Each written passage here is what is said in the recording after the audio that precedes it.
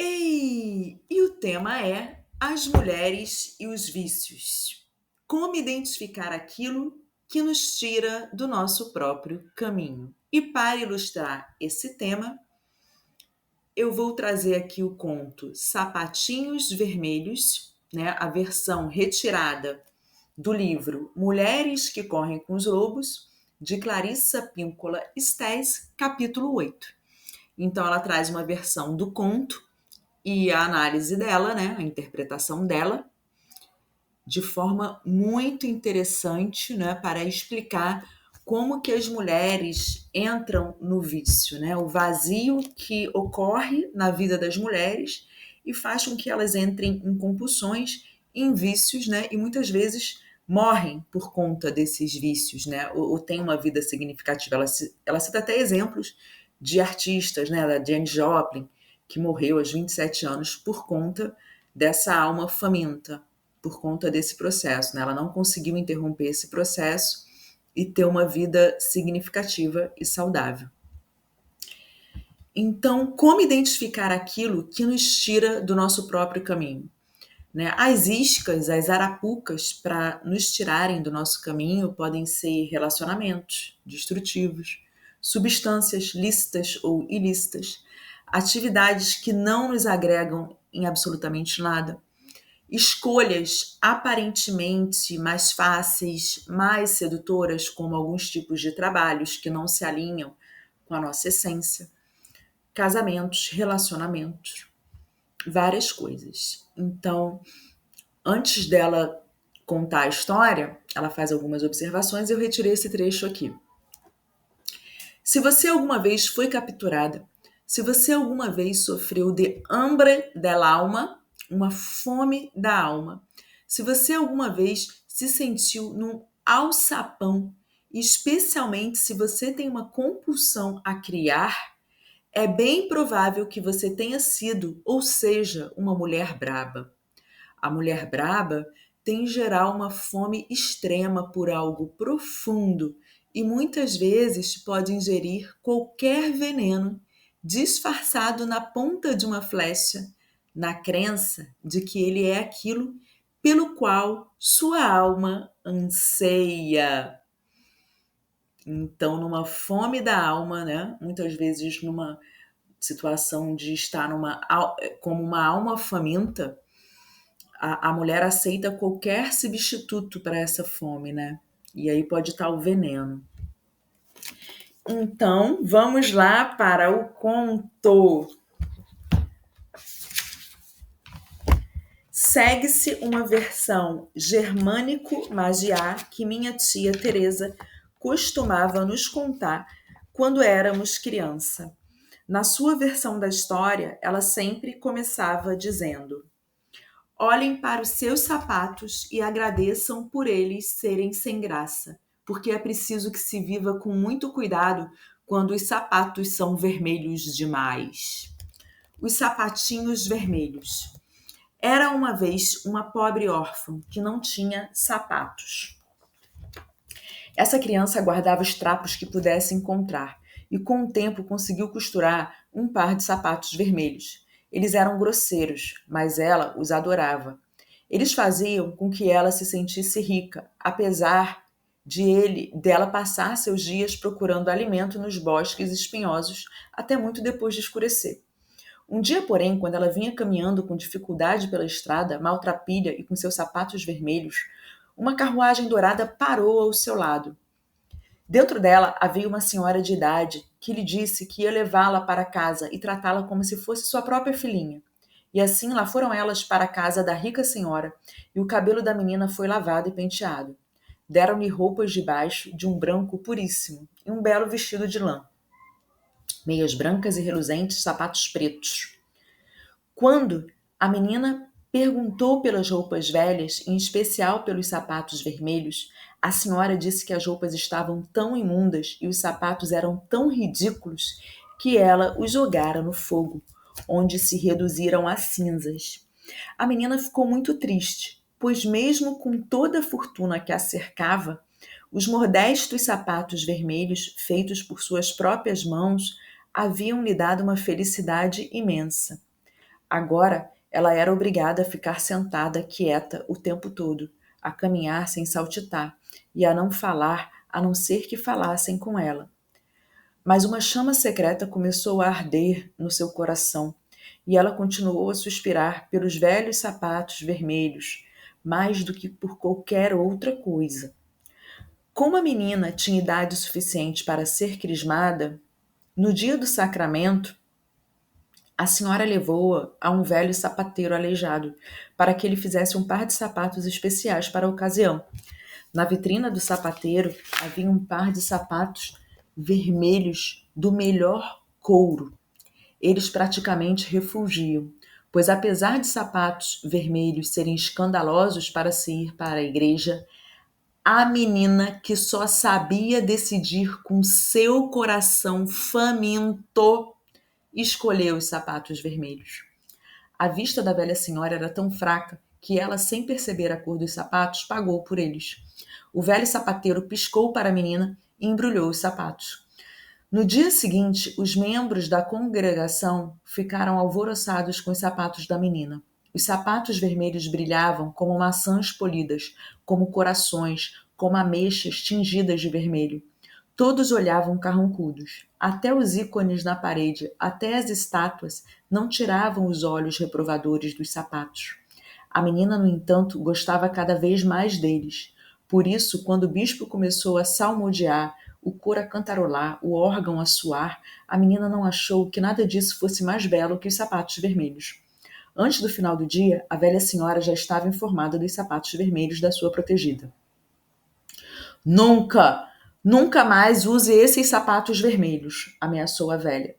No domingo seguinte, porém, a menina não conseguia deixar de preferir os sapatos vermelhos aos pretos.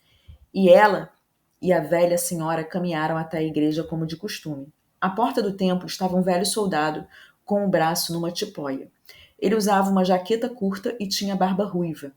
Ele fez uma mesura e pediu permissão para tirar o pó dos sapatos da menina.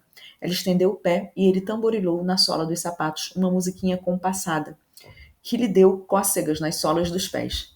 Lembre-se de ficar para o baile, disse ele, sorrindo e piscando um olho para ela. Mais uma vez, todos lançaram olhares reprovadores para os sapatos vermelhos da menina. Ela, no entanto, adorava tanto esses sapatos que brilhavam como carmim, como framboesas, como romãs, que não conseguia pensar em mais nada, que mal prestou atenção ao culto. Estava tão ocupado virando os pés para lá e para cá para admirar os sapatos, que se esqueceu de cantar. Que belas sapatilhas! Exclamou o soldado ferido quando ela e a velha senhora saíram da igreja. Essas palavras fizeram a menina dar os rodopios ali mesmo. No entanto, depois que seus pés começaram a se movimentar, eles não queriam mais parar. E ela atravessou dançando os canteiros e dobrou a esquina até dar a impressão de ter perdido totalmente o controle de si mesma. Ela dançou uma gavota, depois um quizardás e saiu valsando pelos campos do outro lado da estrada. O cocheiro da velha senhora saltou de seu banco e correu atrás da menina. Ele a segurou e a trouxe de volta para a carruagem, mas os pés da menina nos sapatos vermelhos continuavam a dançar no ar como se ainda estivessem no chão. A velha senhora e o cocheiro começaram a puxar, a forçar, na tentativa de arrancar os sapatos vermelhos dos pés da menina. Foi um horror.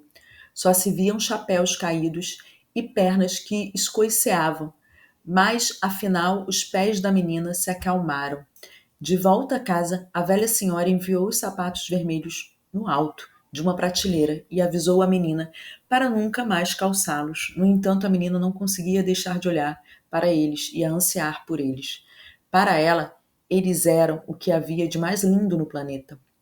Não muito tempo depois, o destino quis que a velha senhora caísse de cama. E assim que os médicos saíram, a menina entrou sorrateira no quarto, onde eram guardados os sapatos vermelhos. Ela os contemplou lá no alto da prateleira. Seu olhar tornou-o fixo e provocou nela um desejo tão forte que a menina tirou os sapatos da prateleira e os calçou, na crença de que eles não fariam mal algum. Só que no instante em que eles tocaram seus calcanhares e seus dedos, ela foi dominada pelo impulso de dançar. E saiu dançando porta fora, escada abaixo. Primeiro uma gavota, depois um quizardás, e em seguida giros arrojados de valsa em rápida sucessão.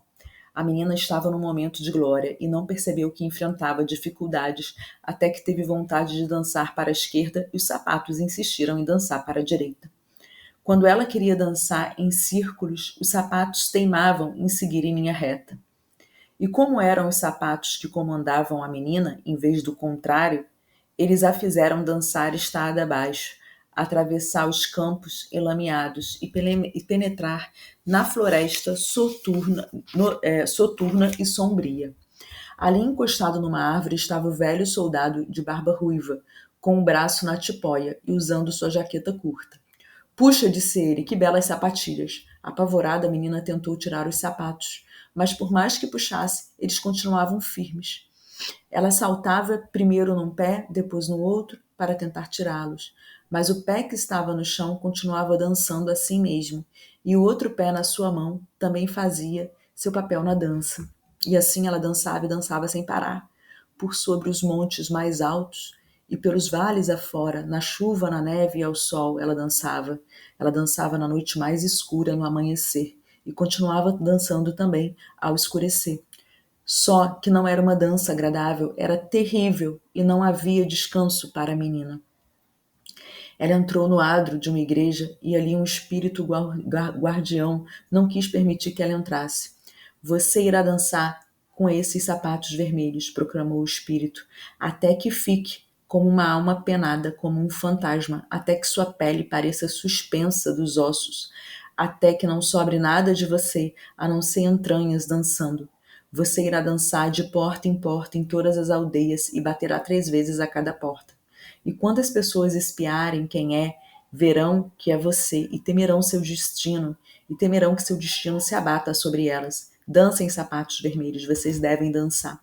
A menina implorou misericórdia, mas antes que pudesse continuar a suplicar, os sapatos vermelhos a levaram embora. Ela dançou por cima das urzes, através dos riachos, por cima das cercas vivas sem parar. Ainda dançava quando voltou à sua antiga casa e viu as pessoas de luto. A velha senhora que a havia abrigado estava morta. Mesmo assim, ela passou dançando. Dançava porque não podia deixar de dançar.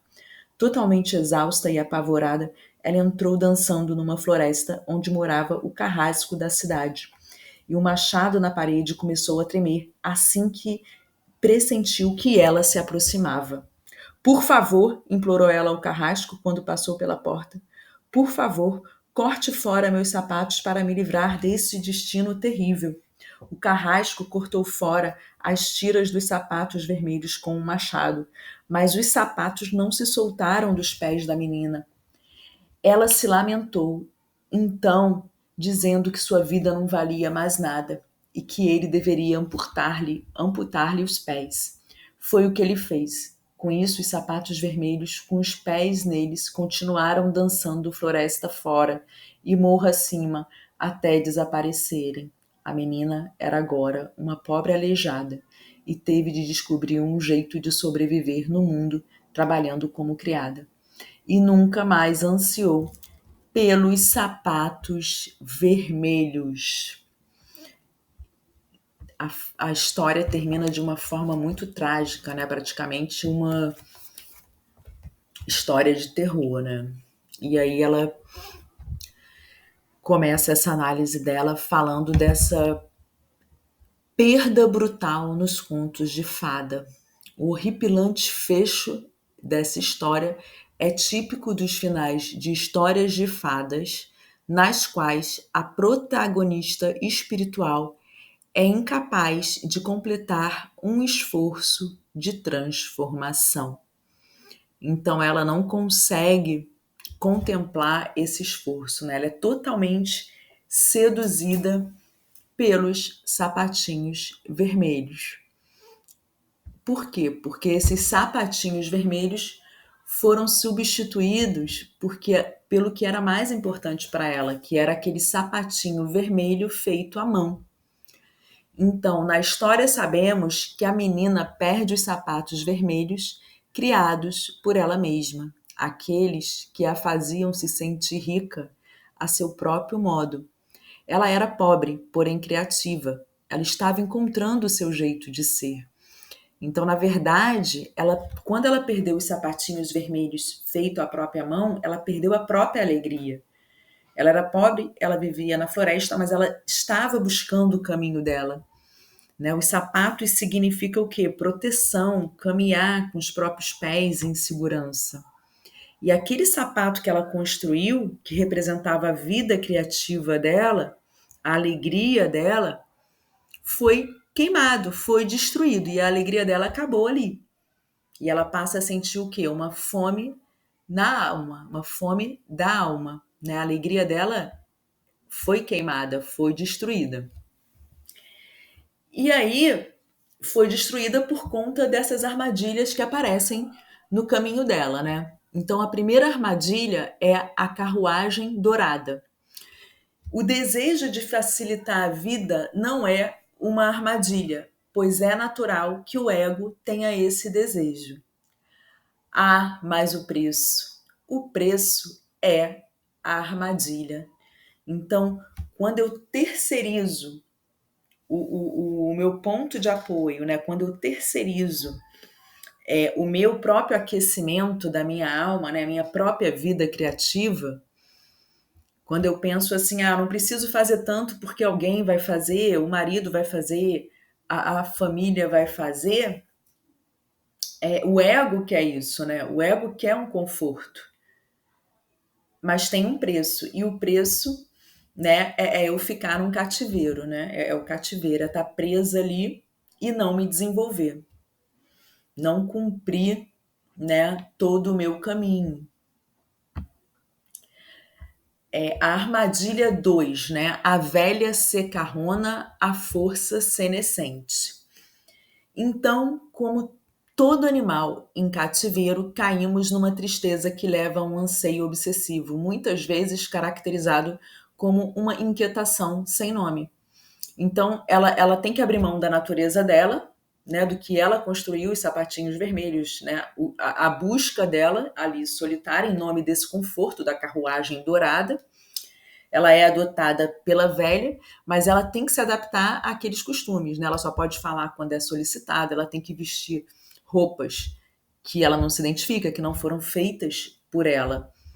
E aí a alegria dela é roubada, é queimada, e ela cai numa tristeza que leva a um anseio obsessivo, né? E essa inquietação sem nome. A armadilha 3, a queima do tesouro, Ambra del alma, a fome da alma. Pessoal, essa frase é muito impactante e nos diz muito. Há algo na fome que nos priva do raciocínio, né? Então, quem tá com fome come qualquer coisa. Então, do que eu tenho que nutrir a minha alma? Para não entrar numa escassez, numa fome da alma e qualquer substituto, qualquer coisa que aparecer serve, né? Para me dar um prazer imediato e me alimentar ali a alma, né? Prazer imediato, dor futura, disso, né? Prazer imediato, dor futura, né? Então é um substituto para minha alegria que um dia eu tive e que foi queimada e eu tive que me adaptar ali, né? A mulher tem que se adaptar àquela cultura, àqueles costumes, em troca de um conforto, de uma segurança. Então, olha que forte isso. Há algo na fome que nos priva do raciocínio. Então, ela saiu pegando lá o sapato vermelho. Por quê? Porque ela só sabia decidir com o coração faminto, né?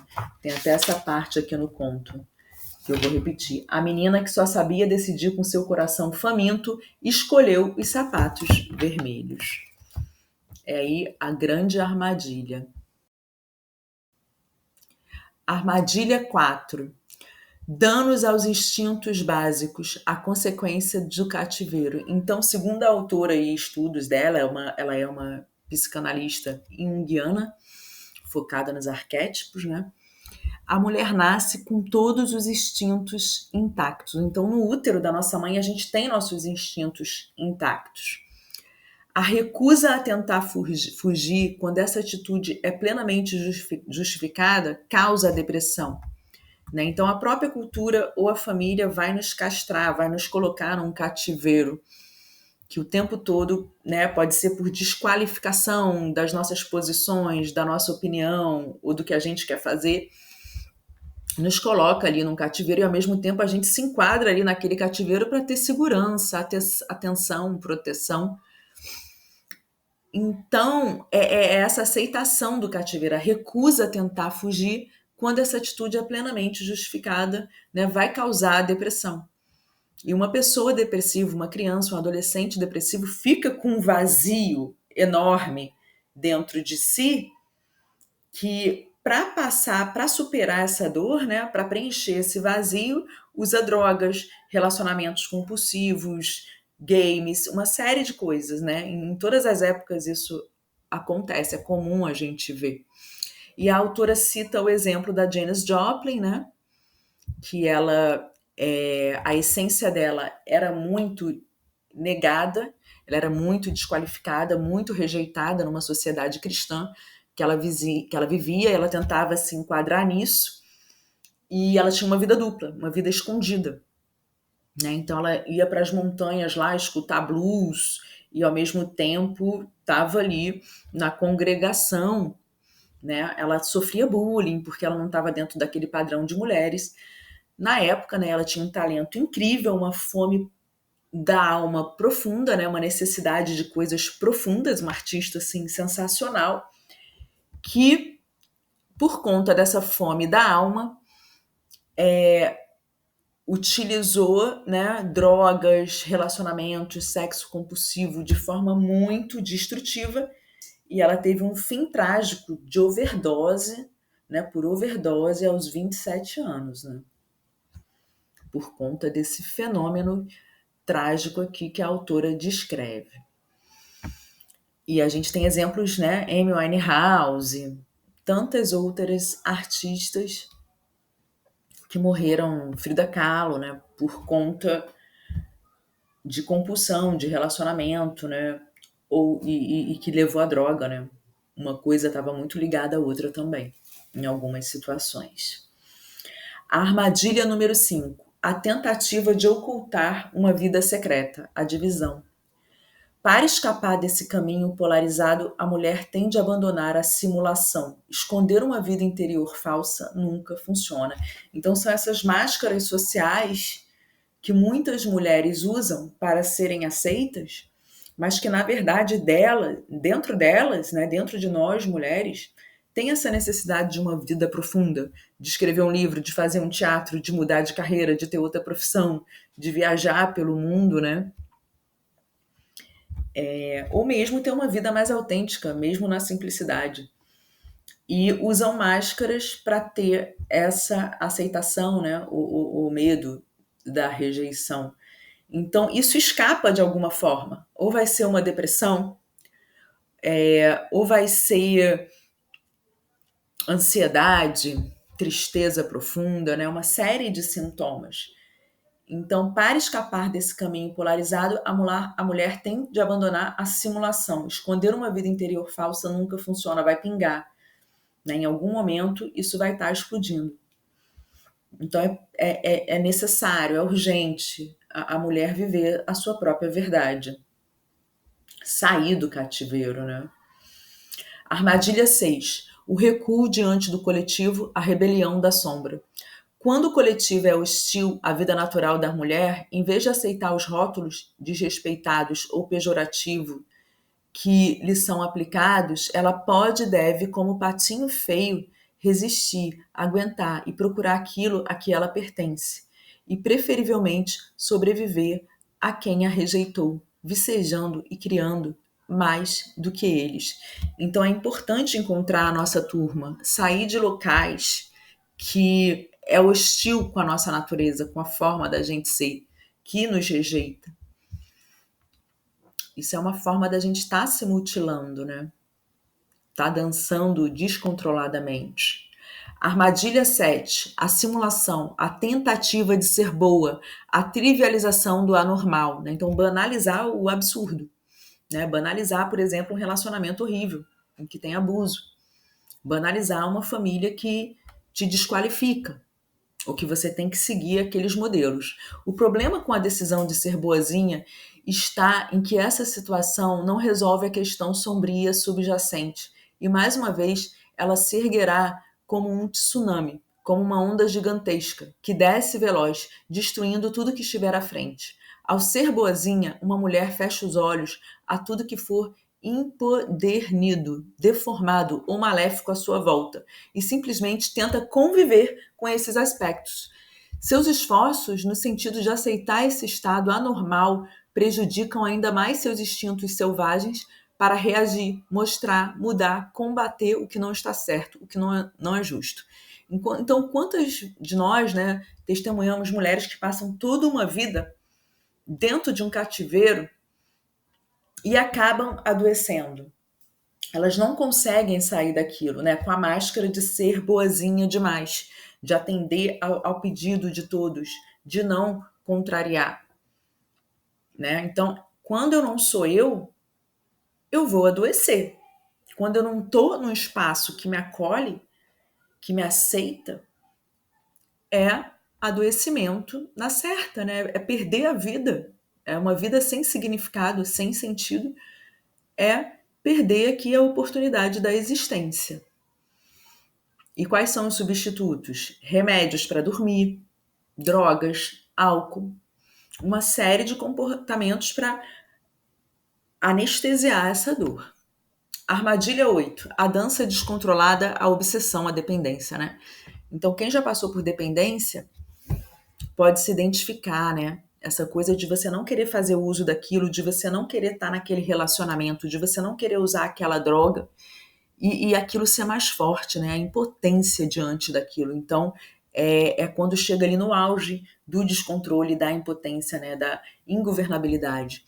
A dança descontrolada e a obsessão e a dependência.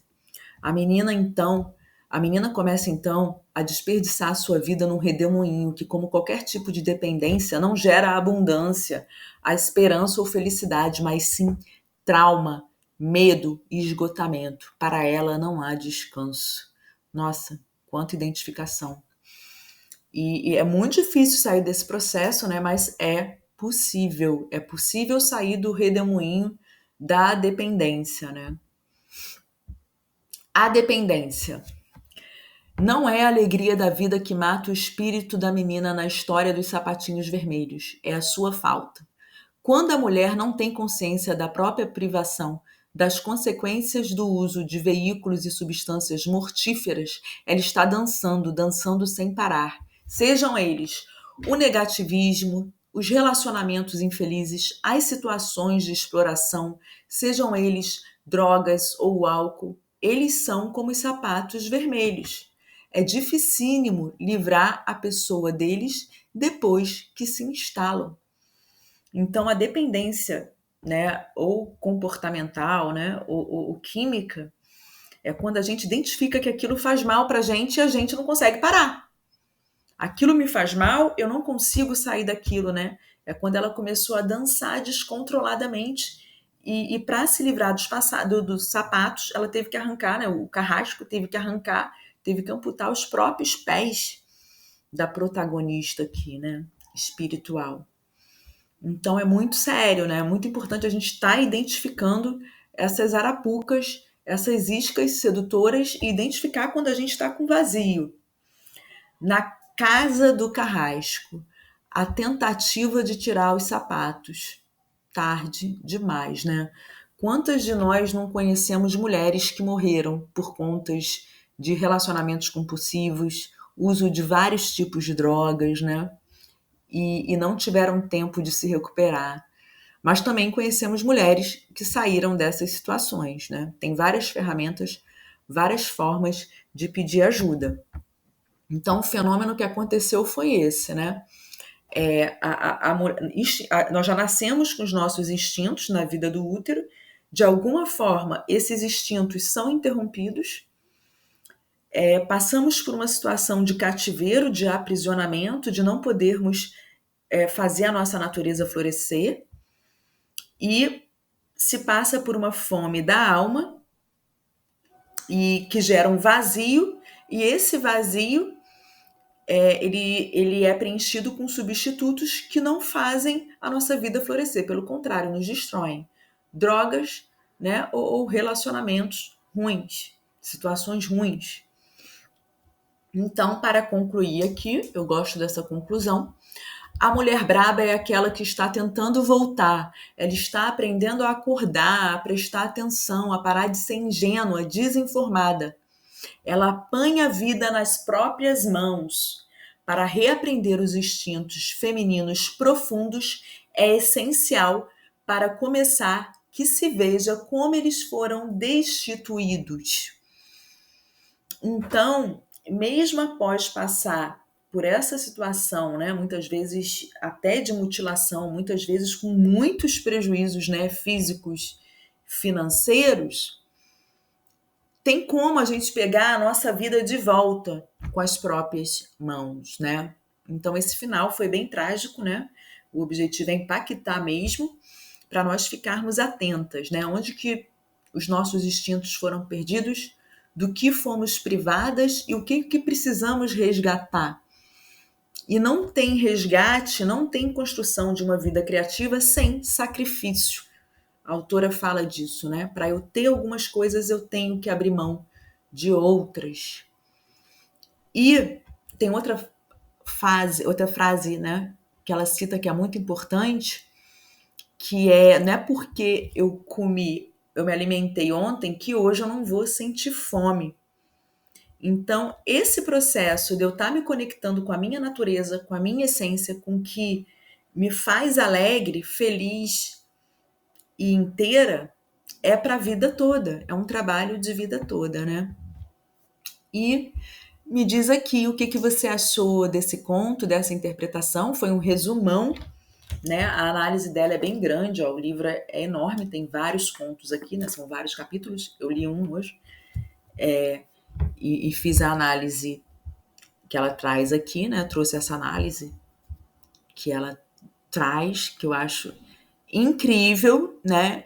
Me diz aqui o que você achou, se você se identificou, se você já passou por esses processos e conseguiu apanhar as suas vidas, a sua vida na própria mão de novo, né? Se você conseguiu ter domínio, controle da própria vida e se refazer e se reconstruir.